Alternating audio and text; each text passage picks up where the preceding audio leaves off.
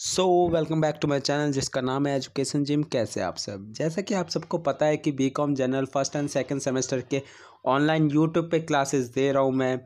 तो सारे बच्चे जल्द से जल्द जुड़ते जाओ चैनल पे, लाइक शेयर एंड सब्सक्राइब जरूर कर देना।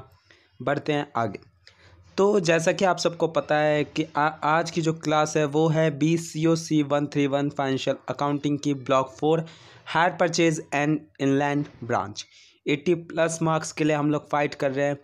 तो बच्चों चैनल के साथ जुड़े रहो, मैं गारंटी दे रहा हूँ आप मेहनत करते रहो, दैट्स इट। ठीक है, आप मेहनत कर रहे हो, साथ के साथ कंसेप्ट सारा समझ रहे हो, एग्ज़ाम में 80+ मार्क्स ज़रूर आएंगे। जो जो चीज़ बता रहा हूँ उन सब चीज़ों को लर्न भी करते जाओ। ठीक है, तो बढ़ते आगे कंसेप्ट पे बिना किसी देरी के। तो ब्लॉक 4 यूनिट 11 जो कि है आपका हायर परचेज अकाउंट 1। तो जो पहला कंसेप्ट है देख लो आप, nature of hire purchase agreement. इससे पहले मैं आपको बता देता हूँ कि अभी जो क्वेश्चन जो आए थे आपके एग्ज़ाम में अभी करंट में ही कुछ टाइम पहले फैब में, उस क्वेश्चन को बता देता हूँ क्या क्वेश्चन पूछे गए थे। ठीक है, वीडियो के लास्ट में बताने से अच्छा है वीडियो के लास्ट में नहीं बता पाता हूँ, स्टार्टिंग ही में बता दे रहा हूँ। फर्स्ट क्वेश्चन आपसे पूछा गया था कि हायर परचेज एग्रीमेंट क्या है, कैरेक्टरिस्टिक्स बताओ and differentiate between hire purchase agreement and instalment system. ठीक है, ये क्वेश्चन पूछा गया था। तो जैसा कि आप क्वेश्चन अभी देख पा रहे हो, क्वेश्चन आपको बता दिया कौन सा है। तो इस क्वेश्चन को ज़रूर आप अपनी तरफ से भी एक बार रीड आउट कर लेना। बाकी नेक्स्ट अटैम्प्ट में जैसी बात है फीचर्स पूछा जा सकता है या टर्म यूज्ड पूछा जा सकता है। ओके, तो फर्स्ट है nature of hire purchase agreement. Under the hire purchase system the hire purchaser gets possession of the goods at the outset and can use it while paying for it in installment over a specified period of the goods remains with the hire vendor until the hire purchaser has paid all the investment। ठीक है, तो most probable मैं इसका simple सा एक तरीका बता देता हूँ क्या है इसका कहने का मतलब।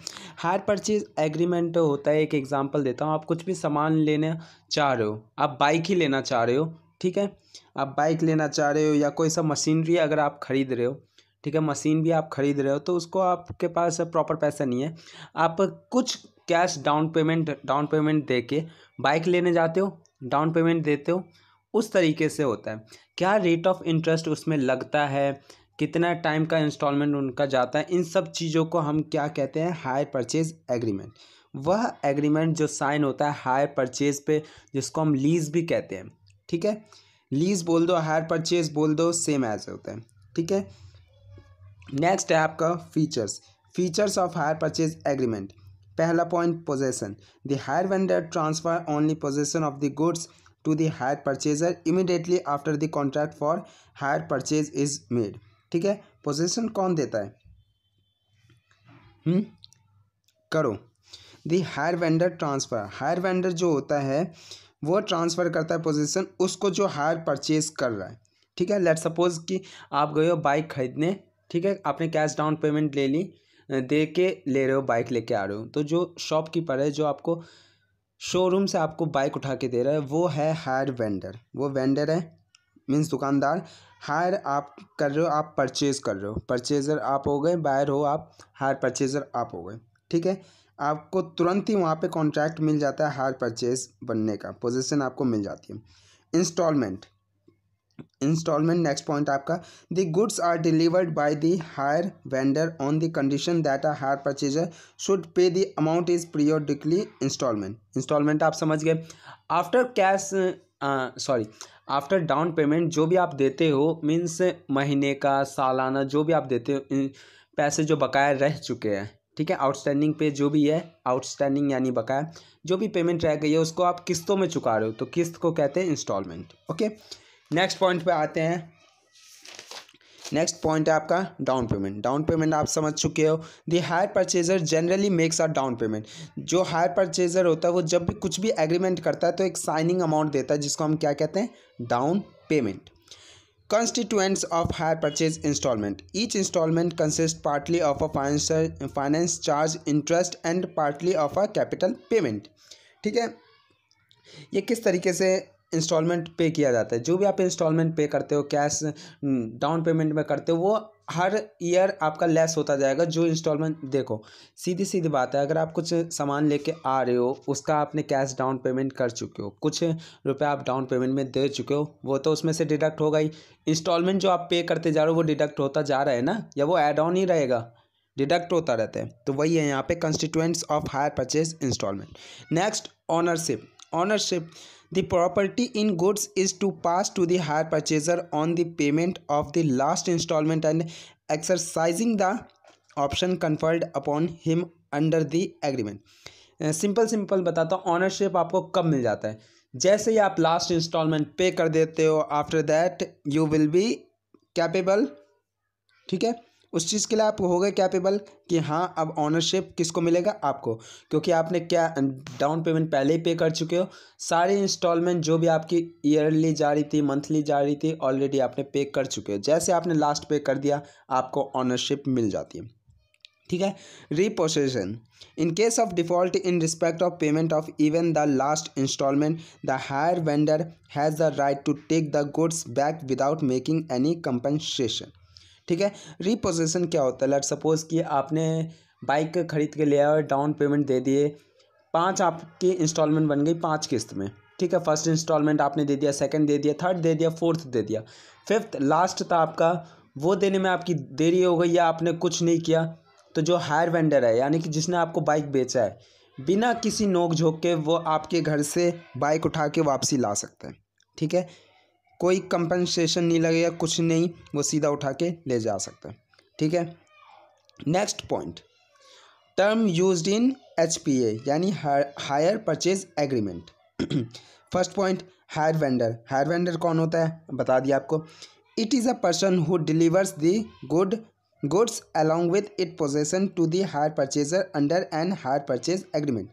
यह वह इंसान कहलाता है जो कि सामान कोई भी कुछ भी डिलीवर कर रहा है। लेट सपोज बाइक का एग्जांपल लिया था, तो बाइक देता है आपको, ठीक है। आप कौन हो, हायर परचेजर, आपको जो देने वाला है वो है हायर वेंडर। किसके अंडर, हायर परचेज एग्रीमेंट, क्योंकि आपने एक एग्रीमेंट साइन किया है कि आप हायर परचेज मेथड से बाइक खरीद रहे हो, जिसके अंदर आप डाउन पेमेंट दोगे और इंस्टॉलमेंट दोगे, ठीक है। Next point, hire purchaser. Hire purchaser कौन, आप। It is a person who obtains the goods and rights to use the same from hire vendor under a hire purchase agreement, ठीक है। Next point, cash price. Cash price क्या होता है, it is the amount to be paid by the buyer on outright purchase in cash, ठीक है। आप समझ गए कैश प्राइस क्या। Down payment, it is the initial payment made to the hire vendor. Proper मत पढ़ो, आप नोट्स बनाते जाओ, लिखते जाओ, मैं बता देता हूँ मेथड क्या है, मतलब क्या है। डाउन पेमेंट वही जो पहला कुछ भी खरीदने, बाइक खरीदने जा रहे हो, तो पहला जो आप कुछ भी उसको पेमेंट करके अपने घर में बाइक लेके आ रहे हो, उस पेमेंट को डाउन पेमेंट कहते हैं, ठीक है। Next, hire purchase instalment. Instalment आपको बता चुका हूँ। आफ्टर रजिस्टर होने के बाद जैसे आपके पास बाइक आ जाती है, आपने डाउन पेमेंट कर दिया, उसके बाद जो आप ईयरली, मंथली, जो भी प्रिंसिपल अमाउंट इंटरेस्ट के साथ पे करते जा रहे हो, उसमें वो आपका इंस्टॉलमेंट कहलाता है, ठीक है। Hire purchase price, it means the total sum payable by the hire purchaser to obtain the ownership of the asset purchase under the hire purchase agreement. सीधा बात बता देता हूँ, जो आपका ऊपर से लेके नीचे तक का अमाउंट आता है परचेज में, ठीक है, मीन्स जो भी आप इंटरेस्ट पे करते जा रहे हो, जो भी आपका टोटल सम पेबल अमाउंट आता है, उसको आप क्या कहते हो, हायर परचेज प्राइस, ठीक है। इसके अंदर क्या क्या मिले होते हैं, कैश प्राइस होता है, इंटरेस्ट होता है, आउटस्टैंडिंग बैलेंस है इसके, ठीक है। नेक्स्ट आते हैं नेक्स्ट पॉइंट पे, जो कि है आपका एसरटेनमेंट ऑफ टोटल कैश प्राइस। देखो मैं आपके बुक के कंसेप्ट लेके नहीं चल रहा हूँ, क्योंकि अगर बुक का कंसेप्ट लेके चलेंगे ना तो काफ़ी लेंदी भी हो जाएगा आपका, ठीक है। तो जो आपके एग्ज़ाम के पर्पज़ से अभी है, समझा भी रहा हूँ काफ़ी चीज़ें, तो ये पॉइंट्स ऐसे ही हैं जो जिससे आपका पूरा कंसेप्ट भी क्लियर हो जाएगा, एग्ज़ाम में 80+ भी आ जाएगा, ठीक है। एंड एग्ज़ाम टाइम के लिए भी बहुत अच्छा खासा आपके लिए ट्रिक्स भी है, तो चैनल पे बने रहना, ठीक है।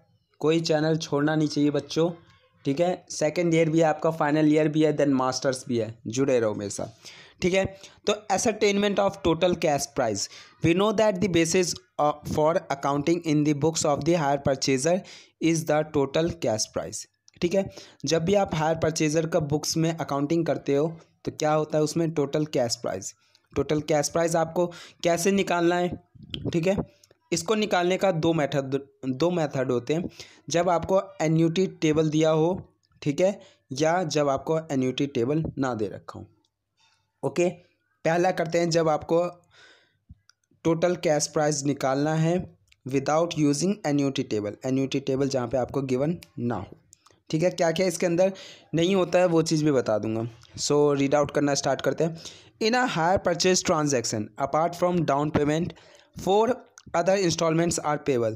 The interest will be calculated first on the 4th installment, 3rd, 2nd, lastly 1st installment. Interest on down payment will be nil. ठीक है, इसको आप मैं समझ रहा हूँ जो लिखा हुआ है उससे आप समझ नहीं पा रहे होगे, इस वजह से एग्जाम्पल भी साथ के साथ लेके चलेंगे, बट उससे पहले बता देता हूँ आपको। हायर परचेज ट्रांजैक्शन का मेथड क्या होता है, जब आप डाउन पेमेंट दे देते हो, ठीक है, डाउन पेमेंट आप दे चुके हो ये समझ जाओ, एंड आपको जब एन्युटी टेबल वहाँ पे नहीं गिवन होगा आपको क्या करना है, 4th इंस्टॉलमेंट जो है वो सबसे पहले पे करना है, देन 3rd, देन 2nd, इस तरीके से करके आपका होगा। और लास्ट में जो आपका डाउन पेमेंट होता है उसके ऊपर इंटरेस्ट कभी नहीं जाता, वो आपका नील हो जाएगा। ठीक है, क्वेश्चन देखो नीचे एग्जाम्पल के तौर पे। ऋषभ, अपना नाम दिया मैंने यहाँ, Rishabh purchase a truck on hire purchase system. Hire purchase system से उसने एक ट्रक खरीदा है। As per terms he is required to 70,000 down, यानी 70,000 उसने डाउन पेमेंट पे दिया है। ठीक है, additional 53,000 eight the end of first year. एक साल के लास्ट में फर्स्ट ईयर के उसने 53,000 रुपये का ट्रांजैक्शन किया। ये इंस्टॉलमेंट ही है, ठीक है, ट्रांजैक्शन यानी इंस्टॉलमेंट कर रहा है फर्स्ट ईयर के एंड में। नेक्स्ट ईयर के यानी सेकेंड ईयर के एंड में उसने कितना किया 49,000। देन थर्ड ईयर के लास्ट में उसने किया 55,000 का ट्रांजैक्शन। लास्ट में आपको दे रखा है interest is charged at the rate 10% per annum. आपको निकालना क्या है, total cash price of the truck और interest paid with each particular instalment. एक एक इंस्टॉलमेंट आपको बताना है। ठीक है, तो सॉल्यूशन पे आते हैं। सॉल्यूशन में आपको सबसे पहले rate of interest and amount due निकालना होता है। रेट ऑफ इंटरेस्ट कैसे निकलता है and amount due equal to होता है रेट ऑफ इंटरेस्ट, जो भी आपको रेट ऑफ इंटरेस्ट दे रखा है जैसे कि 10% अपॉन में 100 plus same rate of interest, यानी 10 अपॉन 100 प्लस 10 110। तो 110 0 से 0 कट गया, 1/11 आपका रेट ऑफ इंटरेस्ट आ गया। नेक्स्ट देखो आपको कंप्यूटेशन क्या करवाया, इंटरेस्ट एंड कैश प्राइस। तो पहला स्लॉट आप बनाओगे नंबर ऑफ इंस्टॉलमेंट, यानी 3 इंस्टॉलमेंट जो आपने दिया है वो। Amount due at the time of instalment जो पे करते समय जो ड्यू रहा था वो। इंटरेस्ट उस पर क्या लगा, कैश प्राइस क्या निकलता गया। ठीक है, तो पहला था 55,000 का जो कि आपने फाइनल, देखो क्वेश्चन आप अगेन देखो, क्वेश्चन भी कहीं पे लिख लो आप, ठीक है, लिखो, स्क्रीनशॉट ले लो, अच्छा है, ठीक है, एंड स्क्रीनशॉट ले लिया, चलो ठीक है। अब क्वेश्चन के सॉल्यूशन पे आते हैं। थर्ड इंस्टॉलमेंट आपका है 55,000, इसका रेट ऑफ इंटरेस्ट कितना निकला 1/11 से अगर आप डिवाइड करते हो तो 55,000 डिवाइडेड बाई 11 यानी कि 5,000। 55,000 में से माइनस कर देंगे, आपका 50,000 का आ गया। नेक्स्ट 50,000 में प्लस नेक्स्ट सेकेंड ईयर का जो भी वैल्यू है यानी 49,000 प्लस कर दिया 50,000 में 99,000 टोटल हो गया। 99,000 को 1/11 से मल्टीप्लाई किया, आपका है 9,000 वैल्यू टोटल। 99 में से 9,000 चला गया यानी 90,000। 90,000 में ऐड करोगे फर्स्ट इंस्टॉलमेंट जो कि है आपका 53,000 का, तो वैल्यू क्या आ गया 90 प्लस 53 1,43,000। इसका 1/11 से मल्टीप्लाई करो, 13,000 का आपका इंटरेस्ट रेट आ गया, यानी कि 143,000 में से 13,000 लेस किया आपने, 1,30,000 आ गया आपका कैश प्राइस। ठीक है, अब आपसे पूछा क्या था क्वेश्चन में, टोटल कैश प्राइस बताना। 1,30,000 आपकी लास्ट वैल्यू से आ गई, पता चल गया आपको, ठीक है, प्लस 70,000 जो आपने डाउन पेमेंट किया था, टोटल की क्या वैल्यू हो गई, टोटल कैश प्राइस 2 लाख। ठीक है, इसके साथ नीचे देखो जो आपको ऊपर बता चुका था 50,000 में सेकंड इंस्टॉलमेंट ऐड किया तब 99,000 आया, देन 90,000 में 53,000 ऐड किया तब जाके आपका 1,43,000 आया यहाँ पे। ठीक है, इंटरेस्ट जो आपने पेड किया वो भी आप इंटरेस्ट रेट में देख सकते हो 5,000, 9,000, 13,000। ठीक है, इससे आपका एग्जाम्पल फिनिश हो गया। ठीक है, नेक्स्ट एग्जाम्पल है जिसमें ऋषभ एक्वायर्ड ऑन 1 जनवरी। चलो ऐसे ही बता देता हूँ क्वेश्चन में क्या बोला गया। हायर परचेज एग्रीमेंट के थ्रू उसने एक मशीन खरीदा है ऋषभ ने, जिसमें उसने 5 हाफ ईयरली इंस्टॉलमेंट दिया है 6,000 रुपये ईच पे। ठीक है, पहला इंस्टॉलमेंट उसने कब दिया है? 1 जुलाई 2020 को। एज्यूम करना है कि एप्लीकेबल रेट ऑफ इंटरेस्ट कितना है? 10% per annum. Okay, rate of interest कैसे निकालते थे? 10 अपॉन जो भी आपका रेट लेट सपोज 10% यहाँ पे है तो 10 अपॉन 110 हुआ। ठीक है, बट यहाँ पे इंटरेस्ट रेट क्या बोल रखा है? 5 हाफ ईयरली, यानी @5% लेंगे। 5 अपॉन 105 इक्वल टू 1 अपॉन 21। ठीक है, देन आप स्लॉट्स बनाओगे यानी फॉर्मेट बनाओगे जिसके अंदर हम क्या स्टेटमेंट शो करेंगे? Cash value of the machine acquired on hire purchase basis, यानी हायर परचेज बेसिस पे कैश वैल्यू मशीन का क्या निकला वो बताना है। 5th इंस्टॉलमेंट यानी लास्ट का 5th इंस्टॉलमेंट कब, ये याद रहे, without using of annuity value है। ठीक है, जहाँ पे 5th वैल्यू आपको क्या बोला गया था? 6,000 ईच। 6,000 का इंटरेस्ट अगर आप निकालोगे 1/21 से मल्टीप्लाई करते हो तो 286 निकलेगा, यानी 6,000 माइनस 286 5,740 ये वैल्यू आ गया। नेक्स्ट इंस्टॉलमेंट आपको कितना है? 6,000 रुपये ईच है, यानी तो उसमें जो आपकी वैल्यू निकली है उसमें ऐड करोगे 6,000, 11,714 इसका इंटरेस्ट निकालोगे यानी डिवाइडेड बाय 21। ठीक है, तो कितना निकला? 558। 11,714 ये वैल्यू आई थी जिसमें से 558 था, तो 11,156 में से 5,714 यानी लास्ट इंस्टॉलमेंट माइनस करोगे तो आपकी वैल्यू आ जाएगी 11,156। देन उसमें अगेन आप 6,000 ऐड करोगे यानी नेक्स्ट थर्ड ईयर का इंस्टॉलमेंट आपकी वैल्यू क्या आई? 17,156। ठीक है, उसका इंटरेस्ट कितना निकला? 817 रुपये। ठीक है, 817 रुपये जैसे आप लेस करोगे इंटरेस्ट तो आपकी वैल्यू क्या आई? 16,339। इसमें से लास्ट जो आपने पे किया कर चुके हो वो माइनस हो जाएगा, क्योंकि आप इंस्टॉलमेंट पे करते जा रहे हो तो वो डिडक्ट होता जा रहा है। ठीक है, इसी तरीके से पूरा मेथड देखो लास्ट तक आपका ही ऐसा आएगा, और लास्ट जो आपका डाउन पेमेंट होता है तो उसका कुछ नहीं देना होता, वो नील हो जाता है। ठीक है, तो इसी के साथ आपकी cash price value of machinery क्या निकला? 25,977। और अगर पूछा जाता है इंटरेस्ट वैल्यू क्या निकला तो 4,023 रुपीज़। ओके, नेक्स्ट पॉइंट पे आते हैं जहाँ पे अब कैलकुलेशन हम करेंगे टोटल कैश प्राइस का, जहाँ पे हम with the help of annuity table, यानी कि एन्यूटी टेबल के हेल्प से करेंगे। यहाँ पे आपको कैश प्राइस निकालना है, यानी down payment plus present value of instalment. Present value of instalment किस तरीके से निकालेंगे ये आपको नीचे गिवन है। ठीक है, आपको कैसे कैलकुलेट करना है? If present value of an annuity of ₹1, यानी कि उसकी प्रेजेंट वैल्यू ऑफ एन्यूटी अगर ₹1 गिवन है पीरियड, जो भी आपका इंटरेस्ट रेट ऑफ इंटरेस्ट है, ठीक है, अगर आपको गिवन है तो आपको कैसे निकलेगा प्रेजेंट वैल्यू ऑफ इंस्टॉलमेंट? इसका फॉर्मूला होता है annual instalment multiply present value of an annuity of ₹1 for a given period at given rate of interest. इसको और किस तरीके से लिख सकते हैं? Annual instalment multiply 1 plus R की पावर एन, एन यानी आपका नंबर ऑफ ईयर्स हो जाता है, टर्म्स पीरियड जो भी टाइम पीरियड रहा है, -1 अपॉन में आर ब्रैकेट 1 प्लस आर का पावर एन। ठीक है, if annuity to recover ₹1 during a period given period at given rate of interest is given. अगर इस तरीके से दिया है तो आपको ज़्यादा कुछ नहीं करना है, जो भी आपका फॉर्मूला है उसको ऑपोजिट कर देना है। एनुअल इंस्टॉलमेंट सेम रहेगा, बाकी का जो साइड वैल्यू है फॉर्मूला है वो ऑपोजिट कर देना है आपको, यानी आर ब्रैकेट में 1 प्लस आर की पावर एन। ठीक है, इसको आप किस तरीके से लिखोगे? अगर कैलकुलेटर से भी करते हो तो पहले 1 प्लस आर, देन पावर जो एन है वहाँ पे मल्टीप्लाई करके इक्वल टू दबा सकते हो एंड देन उसके बाद जो वैल्यू है आर की वहाँ पे मल्टीप्लाई उतना करो डिवाइडेड बाय आपका है 1 प्लस आर की पावर n माइनस 1। ठीक है, यानी कि इसका 1 प्लस आर की पावर n की जो भी वैल्यू आएगी उसमें से 1 माइनस हो जाएगा, तो जैसी बात है आपका नए पॉइंट में कुछ वैल्यू आ जाती है। ठीक है, पॉइंट पे भी आएगी, नहीं तो अगर वैल्यू ज़्यादा आती है तो सिर्फ उसमें से 1 की वैल्यू कम होगी। ओके, तो नेक्स्ट पॉइंट है आपका असरटेनमेंट ऑफ इंटरेस्ट। ठीक है, जहाँ पे इंटरेस्ट कैसे निकालेंगे, कैलकुलेट कैसे करेंगे, इस पूरे मेथड को आप एक बार रीड आउट कर लो। ठीक है, या अपने पास नोट डाउन तो कर ही रहे हो आप। एंड एक चीज़ बता देता हूँ, पीडीएफ अगर आपको चाहिए क्लासेस के तो ऑलरेडी मैंने नीचे डिस्क्रिप्शन में नंबर दे दिया है व्हाट्सएप का, आप वहाँ पे टेक्स्ट करो, आपको मिल जाएगा। कुछ ही दिन में टेलीग्राम पे एक चैनल बन जाएगा, वहाँ पे आपको सारे अपडेट्स मिलते रहेंगे टाइम टू टाइम।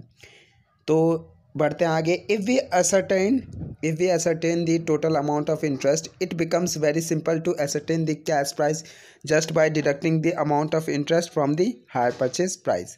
यानी कि अमाउंट ऑफ इंटरेस्ट जो भी है वो हायर परचेज प्राइस में से डिडक्ट कर देना, आपको कैश प्राइस निकल जाएगा। ठीक है, interest is charged on the amount outstanding. इन सबको छोड़ो, आप नोट डाउन करो, एक बार रीड आउट कर लेना। यहाँ से रीड आउट करते हैं। Eight the time of calculating interest, ठीक है, जब भी आप इंटरेस्ट कैलकुलेट करते हो यहाँ पे काफ़ी दिक्कतें आती हैं बच्चों को। पढ़ते हैं।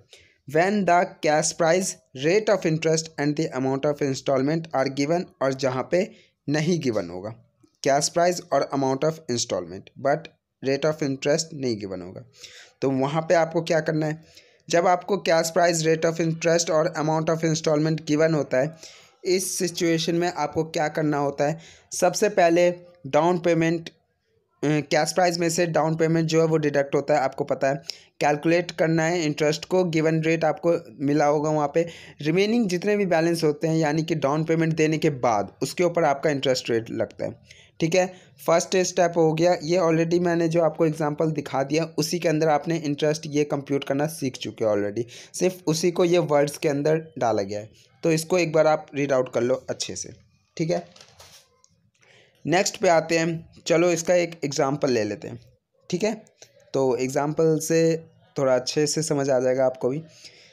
तो एग्जांपल है जिसमें Rishabh limited purchase a machine on hire purchase basis पे, हायर परचेज बेसिस पे XYZ मशीनरी कंपनी लिमिटेड से ऋषभ लिमिटेड ने खरीदा है, जिसका कैश प्राइस है 80,000, डाउन पेमेंट है आपका 21,622, 5 एनुअल इंस्टॉलमेंट रखा है जो की वैल्यू है 15,400।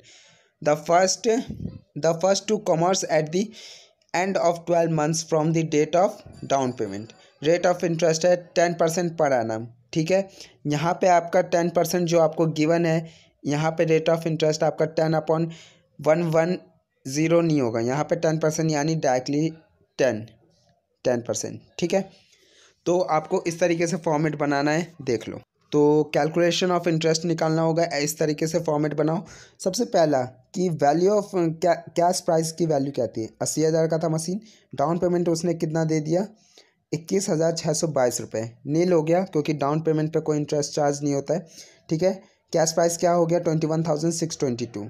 ठीक है, नेक्स्ट आपको लेस कर दोगे क्योंकि डाउन पेमेंट आपने दे दिया, वैल्यू क्या बची 58,378, इसका 10% 5,838। ठीक है, तो अब आपको लेस क्या करना है, आपको ऊपर क्वेश्चन में बोल दिया गया था कि 5 एनुअल इंस्टॉलमेंट है, 15,400 में से जितने भी आपके इंटरेस्ट रेट होंगे वो आपके लेस होते जाएंगे।